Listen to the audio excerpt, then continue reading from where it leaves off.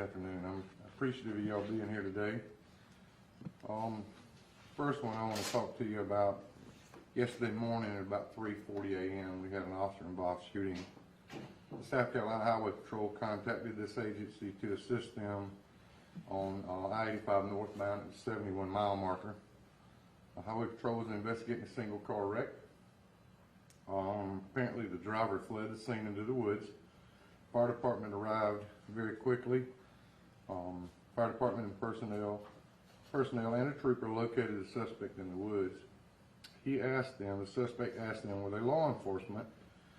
When they replied no, he said, tell them when they arrived because he has a gun. Let him know when they arrived. Fire department personnel backed out of the woods on the direction of the trooper, and 4 of our deputies responded. 1 had a K9 and the 3 other were support. The suspect didn't obey numerous verbal commands and lifted his shirt and reached for an object in his waistband, and all 4 deputies fired their weapon, and unfortunately the suspect perished on the scene. Now, it's protocol that we give all the investigation to SLED because we don't investigate our own officer-involved shooting. Tragic. I don't know how else to say it. I pray for the deputies that they will be okay after this incident. They didn't want to do this. We also want to pray for the young man's family too. I spoke to his mom, and obviously she's not doing very well, and I can't expect her to be doing well, but we can cover her in prayer. So I will try to answer some of your questions, and it's going to be very limited because of the ongoing investigation. Okay? Yes, ma'am. Any indication of why the suspect fled, or if he was trying to run from anything? I don't know at this point. I just know that it was a wreck, and then he ran from that scene. Was the object in his waistband, was it actually a gun? It's under investigation. Did he have any warrants out on it? He had I think he was wanted out of Lawrence County, and he just got through doing something in Greenville. Yes, ma'am.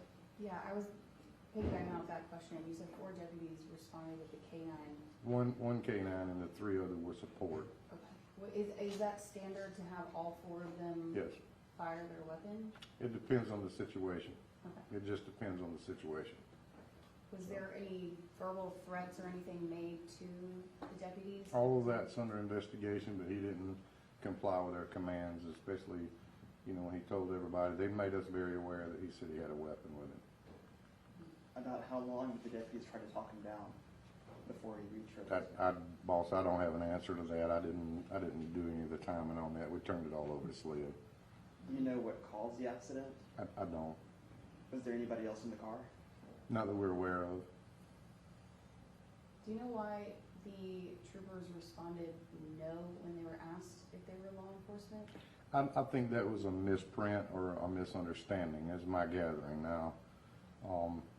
I don't think the troopers ever said, hey, we're not law enforcement. I think the fire department said they were not law enforcement personnel, and at that time I don't even think the personnel from the fire service knew that the troopers was coming up at a little bit different angle than what they were, and he just told them at that point, let's back out of here and get some help. So I really think that was a misspoken from whoever did that.